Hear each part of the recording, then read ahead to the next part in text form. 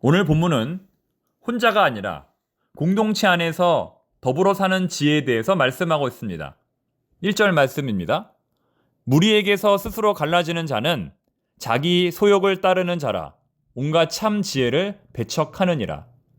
세번역 성경으로 이 말씀을 읽어보면 다른 사람과 어울리지 못하는 사람은 자기의 욕심만 채우려 하고 건전한 판단력을 가진 사람을 적대시한다. 공동 번역으로 읽어보면 남 잘 되는 것을 배합하는 사람은 외톨이가 된다. 즉, 건전한 판단력을 가지고 남이 잘 되는 것을 진심으로 축하해 줄 때 우리는 비로소 이웃들과 더불어 잘 살 수 있다는 것입니다. 신앙은 하나님과의 수직적 관계이면서 동시에 성도들과의 수평적 관계입니다. 나를 구원하신 하나님과의 관계이면서 동시에 함께 구원받은 성도들과의 관계라는 것입니다. 이 두 관계가 조화를 이룰 때 우리의 신앙은 올바른 신앙이 됩니다. 그렇다면 이 두 관계 중 어느 것이 더 유지하기가 어려울까요? 하나님과의 관계일까요? 성도들과의 관계일까요? 물론 둘 다 어렵겠지만 성도들과의 관계를 유지하는 것이 훨씬 더 어려울 것입니다. 왜냐하면 하나님과의 관계는 눈에 보이지 않지만 성도들과의 관계는 눈에 보이기 때문입니다. 하나님과의 관계에서 갈등이 생기는 경우보다 성도들과의 관계에서 갈등이 생기는 경우가 더 많기 때문입니다. 결국 신앙은 보이지 않는 하나님을 온전히 사랑하고 동시에 보이는 성도들을 온전히 사랑할 때 완성이 되는 것입니다. 요한일서 4장 20절은 이렇게 말씀합니다. 누구든지 하나님을 사랑하노라 하고 그 형제를 미워하면 이는 거짓말하는 자니 보는 바 그 형제를 사랑하지 아니하는 자는 보지 못하는 바 하나님을 사랑할 수 없느니라. 무슨 말이냐면 보이는 사람을 사랑하지 못하면서 어떻게 보이지 않는 하나님을 사랑한다고 말할 수 있겠느냐는 것입니다. 그래서 초대교회 교부들은 이렇게 말했습니다. 하나님을 아버지로 모신 사람은 교회를 어머니로 생각해야 한다. 아버지의 사랑과 어머니의 사랑으로 교회와 성도들을 진심으로 섬겨야 한다는 것입니다. 어제 새벽에 전해드린 설교 말씀 듣고 마음이 불편하신 분들이 계실지 모르겠습니다.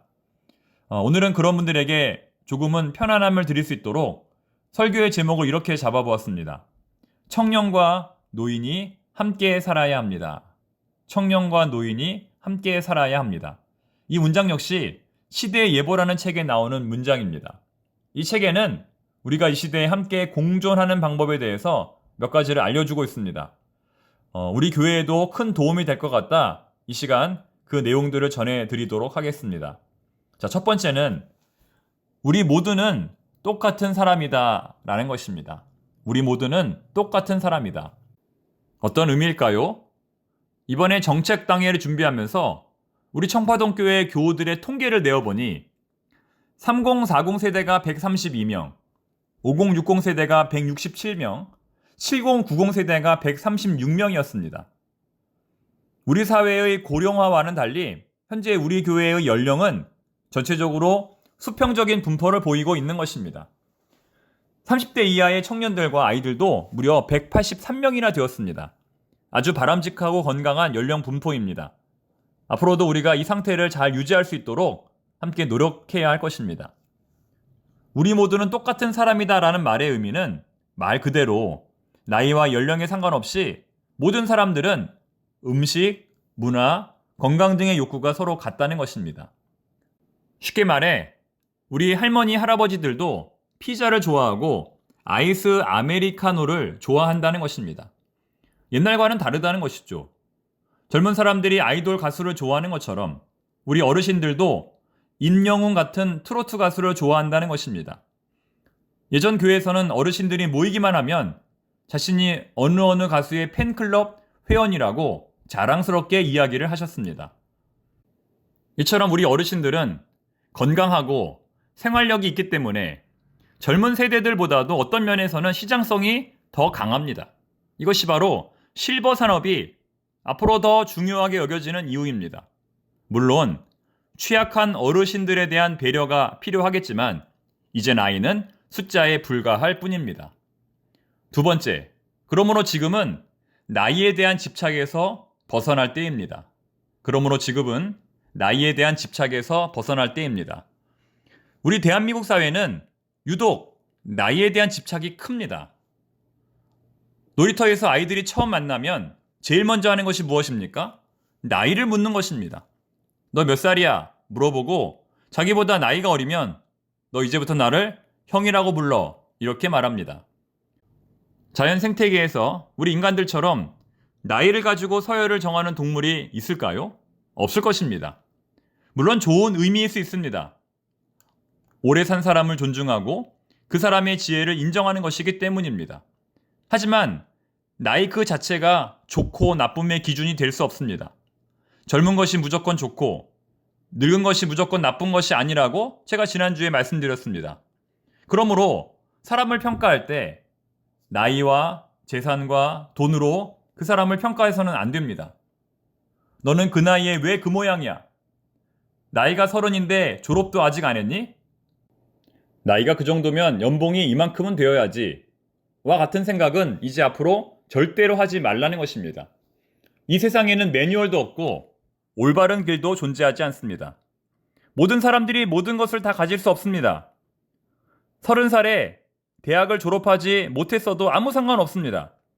그저 다른 사람에게 피해를 주지 않는 범위 내에서 자신의 인생을 살아가면 되는 것입니다. 타인과 자신을 비교하지 말고 또 비교할 필요도 없고 거기서 만족감이나 자기감을 느껴서도 안 될 것입니다. 그러므로 앞으로의 최고의 가치는 공존, 어떻게 함께 살 것인가에 두어야 합니다. 나이를 기반으로 선을 긋고 어떤 기준에 따라 인간을 구분짓는 행위를 반복한다면 우리 모두는 각자 자신이 서 있는 삶의 토대가 점점 작아질 수밖에 없을 것입니다. 오늘의 본문 잠언 18장 1절의 말씀처럼 우리는 누군가와 함께 살지 못하고 스스로 무리에게서 갈라지는 자가 되고 말 것입니다. 즉, 지금 이 시대의 최고의 가치관은 그 어떤 이웃과도 함께 살아갈 수 있는 능력입니다. 결국 우리가 공동체 안에서 갈등을 겪는 가장 큰 이유는 우리 자신의 욕심과 욕망 때문입니다.